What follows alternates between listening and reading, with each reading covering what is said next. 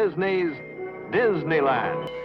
When you wish upon a star, makes no difference who you are.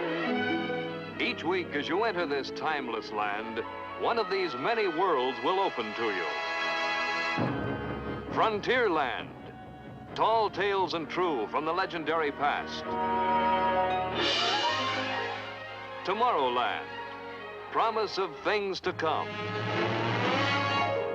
Adventureland, the wonder world of nature's own realm.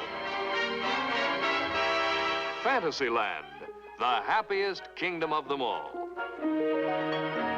Presenting this week from Fantasyland, Fables and Fantasy, from Aesop to Hans Christian Andersen.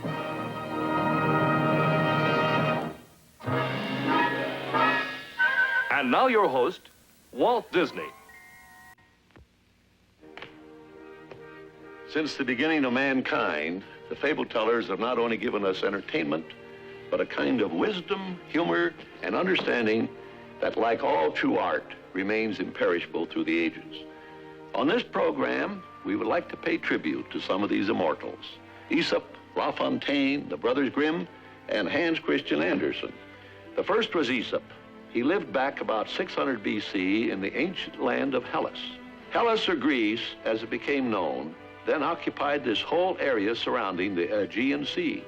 And here on the island of Samos lived a lowly slave, Aesop, whose fables about animals and people were destined to become the most widely known stories ever conceived.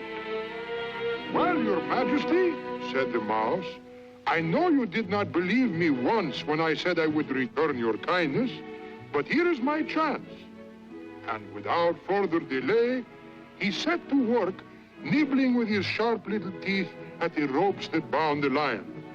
Soon the lion was able to crawl out of the hunter's snare and be free. No act of kindness, no matter how small, is ever wasted. As the fame of Aesop and his story spread, he was released from bondage and summoned to the court of Croesus, king of Lydia. There he matched wits with some of the great philosophers of the day and soon became a prime favorite of the king. A great rivalry existed among the beasts of the forest over which could produce the largest litter. Some admitted only having two, while others boasted proudly of having a dozen. At last the committee called upon the proud lioness. And to how many cubs do you give birth? They asked. One, she replied sternly, but that one is a lion. Quality is more important than quantity. Very good, Aesop. But it soon became obvious that Aesop was more than an ordinary court jester. For within each of his animal stories lay a store of wisdom for both king and commoner alike. In time, as King Croesus gained power over the other Greek states, Aesop was assigned the delicate task of goodwill ambassador to the various conquered capitals. For a while, Aesop was able to maintain peace through the simple eloquence of his animal tales. Unfortunately, this was not to last. On a visit to the restless city of Delphi, one of Aesop's fables proved his undoing. Which of the fables it was, we do not know. But like most of his stories, it had a decidedly profound effect. Only this time, it aroused the people of Delphi to great anger, and they turned upon Aesop, accusing him falsely of sacrilege and impiety. His eloquence and words of protest were lost in a surge of violence, and Aesop was condemned to death.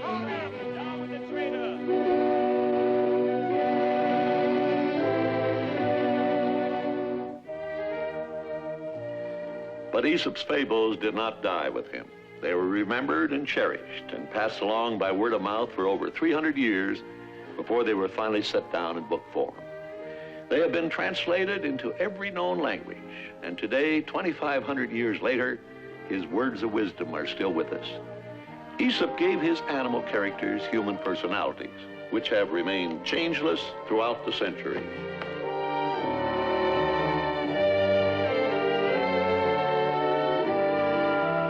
For example, the fox is always crafty, sly, and cunning. The owl represents wisdom and knowledge. The pig is greedy. The lamb is innocence. The wolf is cruel. And the donkey is stubborn and stupid. The lion is a symbol of nobility and power. Some of Aesop's fables were quite simple and straight to the point. One of these is the frog and the ox.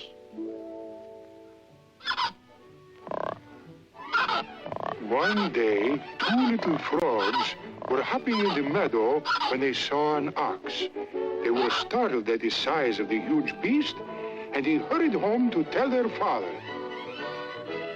Oh, Father, we have just seen a huge monster with sharp horns and a long tail. Was he as big as me? Said the old frog. Oh, yes, Father, much bigger.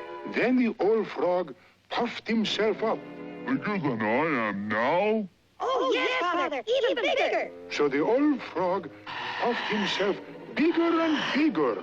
Bigger than this? Yes, Father, a great deal bigger. Then he puffed and he puffed and he puffed until he burst. Self-conceit leads to self-destruction.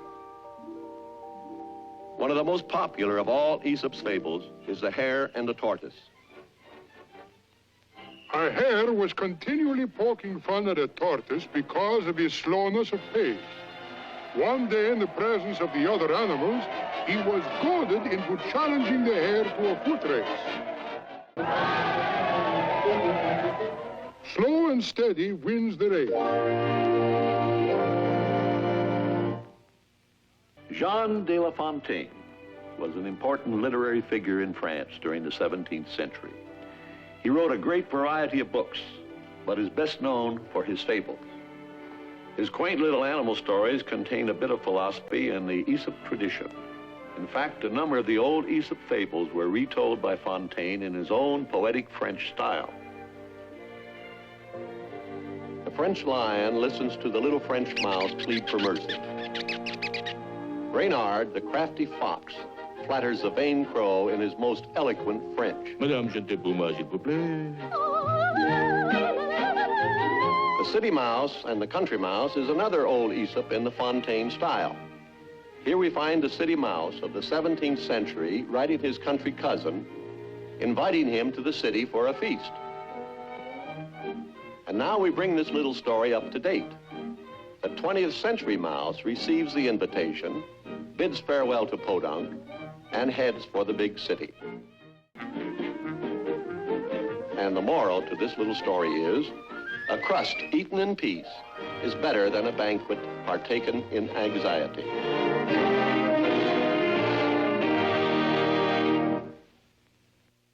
This book of Grimm's fairy tales contains one of the finest collections of folklore ever assembled. The Grimm brothers, Jacob and Wilhelm, started this collection in Germany more than a century ago. These tales come from many lands, and generations of children have listened eagerly to such stories as Little Red Riding Hood and her encounter with the wicked wolf, Rumpelstiltskin, the little dwarf who makes a bargain with a poor miller's daughter who was given the impossible task of spinning straw into gold, the classic tale of Snow White and the Seven Dwarfs, the story of a beautiful princess whose life is threatened by her jealous stepmother, the Queen. Snow White flees into the forest, finding refuge in the cottage of 7 little dwarfs. Through her magic mirror, the Queen discovers Snow White's hiding place. Then, disguised as a peasant woman, she pays Snow White a visit, tricks her into eating a poisoned apple. Snow White falls into a death-like sleep, and the 7 little dwarfs mourn the loss of their beloved princess. And like most all good fairy tales, it proves a simple moral that good always triumphs over evil in the end. But the fairy tale hero wasn't always a tall, handsome prince. One exception is the brave little tailor.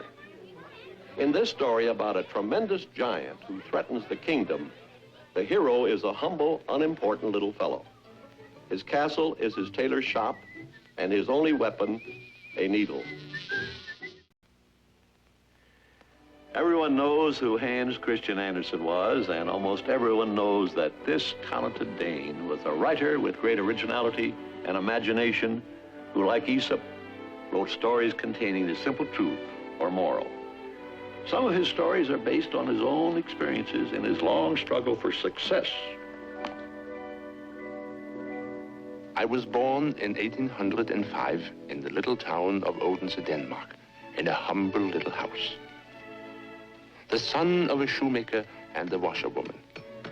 We lived in the meanest sort of poverty, but even the shadows of poverty could not dim my bright little world, for I lived in a world of fantasy created by the magic of my own wonderful imagination. Everywhere I looked, there was a story to tell. In my world, everything came to life. Candles were noble, unselfish creatures who sacrificed themselves to give light. Old shoes were worn-out travelers exchanging tales of their many long journeys. The old coat lived in shame because of his patches. And the ancient teapot dreamed of better days. With such a wealth of inspiration, I wrote countless stories, fairy tales, poems and plays, where I was always the main character. I created great castles where I lived in splendor, a prince or nobleman dressed in finery. But this was more than a dream.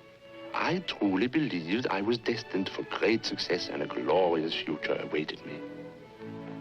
And at the age of 14, with 13 riksdaler, about $5 in my pocket, I set out for the city of Copenhagen to seek fame and fortune. There, in that great city, I was carried away by the glamour and magic of the theater. Here was a chance for a glorious career. To be or not to be, that is the question. Whether it is nobler in the mind to suffer But the I soon slings and discovered I arrows had very little talent for acting. My long, spindly legs were much too awkward for dancing. And though I had a fairly good voice, it suddenly changed.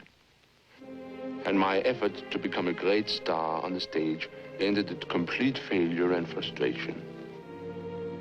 But Hans Christian Andersen's failure in the theater proved to be a blessing in disguise, for he returned to his world of fantasy and make-believe, writing fairy tales which brought him the great success of which he had always dreamed. He was honored by kings and nations and acclaimed by all his countrymen. Andersen's success story is brought out in one of his own fairy tales. His awkward beginning and his rise to greatness is clearly paralleled in the story, The Ugly Duckling. It was so glorious out in the country. It was summer. The cornfields were yellow and the hay had been put up in stacks. In the midst of the sunshine lay an old farm with deep canals flowing through it. And it was just as wild there as in the deepest woods. And here sat a duck upon her nest. She had to hatch her ducklings and she was getting impatient. He was so happy and proud. He lifted his slender neck and cried rejoicingly. I never dreamed of so much happiness when I was the ugly duckling.